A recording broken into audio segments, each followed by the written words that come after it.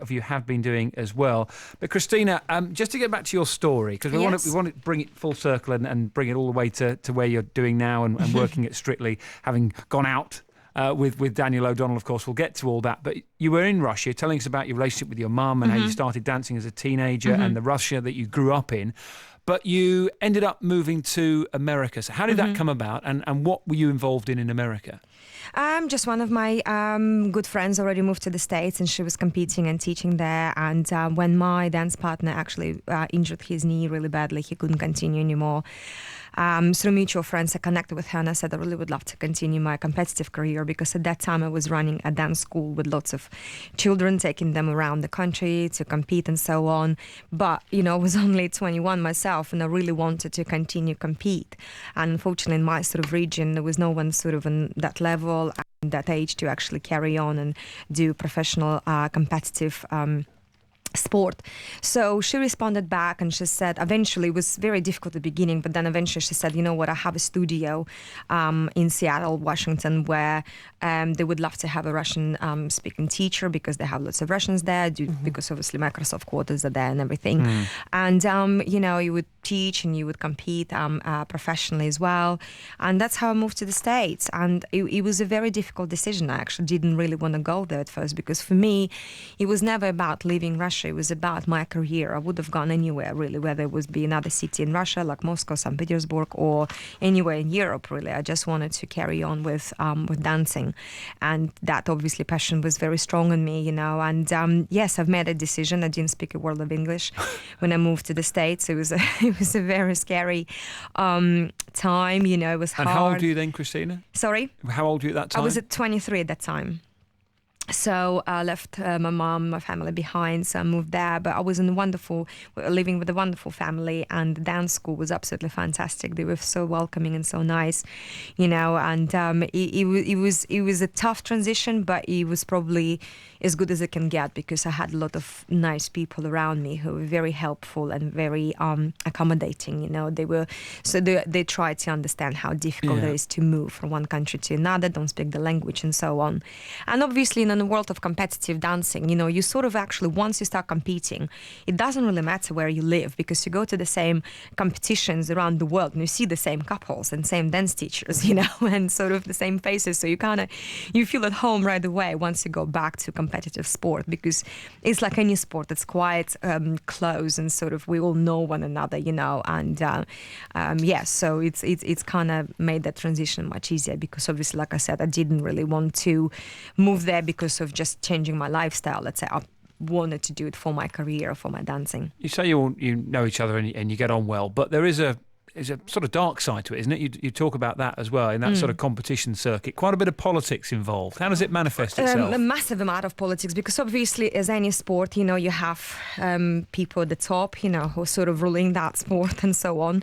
And I think this is why ballroom dancing isn't still as a Olympic sport, because it's very difficult to find a group of judges who are not involved with couples one way or another, because this is what they do in between competitions. They actually teach other couples. So that's basically the same problem as we have with figure skating. Because you have to have independent judges, but it's very hard to find in our world independent judges, because they all work with top couples.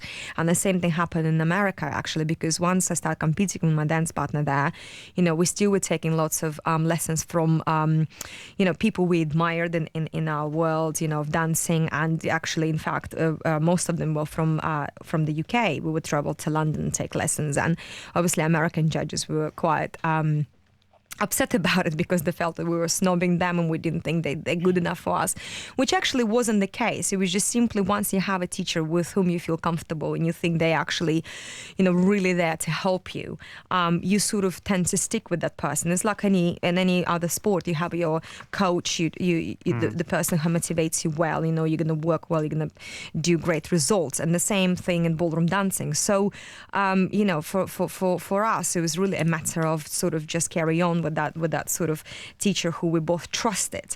But it didn't go down well with the sort of American judges and so on. So we sort of were kind of bluntly told that actually you basically have to play in the game to get to certain place in dancing. And it was hard, because when you're young and you think, let the work speak for itself, it's all about my sort of dancing on the floor, but politics I've do got the exist talent, everywhere. I'll get there. Yeah. And it was also very much my mentality, coming out from Soviet Union. That's how we were raised, actually. I know for many people it was sort of like, Soviet Union, probably very grim and dark place. But for me, as a child, as a teenager, first of all, I don't know any better. This is the environment I was, raised in. So I never questioned that. But what I think was really good, we were all very much, we were always in some sort of classes. We always had people around us who taught us that discipline is very important, that good work ethic is very important, and I think a lot of Russian dancers do have that. We were very dedicated to our sport or whatever line of work we're in. So, it was a lot of good things about Russia as well, and also everything was paid by the government. All the wages for the teachers. So my parents wouldn't be able to afford me to take me to dance lessons, and it's purely happened because I was raised in the Soviet Union. I became a dancer. Yeah. And then you were almost going to do Dancing with the Stars in America, but you were offered the opportunity to audition for Strictly. You got here, you were partnered with 64-year-old John Sargent for your first series. What was that like? Oh, do you know what? It's really the best thing that could have happened to me on the show. I mean, obviously at that time, I didn't really know much about Strictly, about live in the UK, like I already was for probably 6-7 years in America, and I was actually asked to do Dancing with the Stars at the time. It was just coming over that show. And I thought, oh my gosh, it's never going to work. What a silly idea, to have sort of professional dancing with celebrities. Who's going to watch that? So little did I know it's going to grow up in that massive giant sort of around the world. And I've done, when I finished competitive career, I was invited to do Dancing with the Stars live tour. And from there, the producers advised me to send my resume to producers here. Honestly, I didn't think much of it. I didn't really think I would be chosen because obviously I thought, wow, there was probably thousands of girls who were trying for that spot. So I came over, did my screen test, and several months later I've got the call. So when I landed sort of back in the UK, literally the next day I was supposed to go and shoot my title with my celebrity. And I thought, like, funny enough, I actually said in my book, a couple of friends of mine from dance sort of world I knew here in the UK was saying, oh, it must be Peter Andre. It must be Peter Andre. And I was like, I didn't even know who Peter Andre is, So I had no idea. So that was rumored back then, eight years ago, that Peter Andre is going to do Strictly Come Dancing. How interesting. It's taken them a while to get him. And it only came true now, 8 years later. But I said, whoever it's going to be, obviously I'm going to try my best. So here I am, all guns blazing, so I walked into the room and I saw John Sargent. And the John Sargent, Peter Andre. Kristina, Mike in Medway says, I'm sure he doesn't expect you to say nasty things, but he says, just how bad was John Sargent as a dancer? Listen, I'll never, ever, ever say anything bad about any of my dance partners, and especially John Sargent. He worked so hard, didn't he? He worked hard, but what was really great about him, he didn't take himself seriously. He was so up for a good time, for a laugh, and actually, I was worried because I thought, okay, he's a political journalist, he's going to be quite serious guy, and probably going to be a little bit like too serious about himself. But he was, like happy to go out there and do kind of crazy things, and But it became really serious, didn't it? I mean, when he left, he had to hold a press conference. I know, but that was absolutely mind-blowing for me because I still couldn't figure it out at the time. What was the big deal? It's a TV show. I understand it's popular, but it was like Prime Minister resigned. Sort of a whole big conference, and he has to say the joke went too far because obviously we were voted in.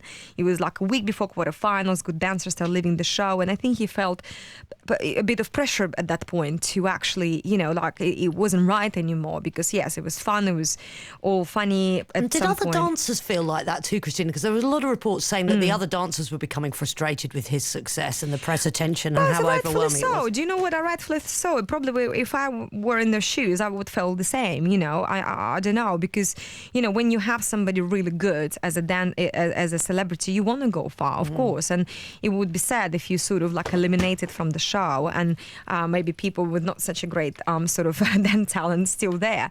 But again, you know, it's hard because it is an entertainment show based on ballroom dancing. It's not actually a ballroom competition, you know. So, you know, you kind of have to understand. And you know what? Why was John good for me? To actually, he's the one who made me understand that. You know, there's an entertainment show. You have to entertain people. It's not just about. He said to me even then, you know, even if you can go and do like a perfect, technically dance, you know, it might not touch people at home. They might not even care. You know, we have to give them something to experience.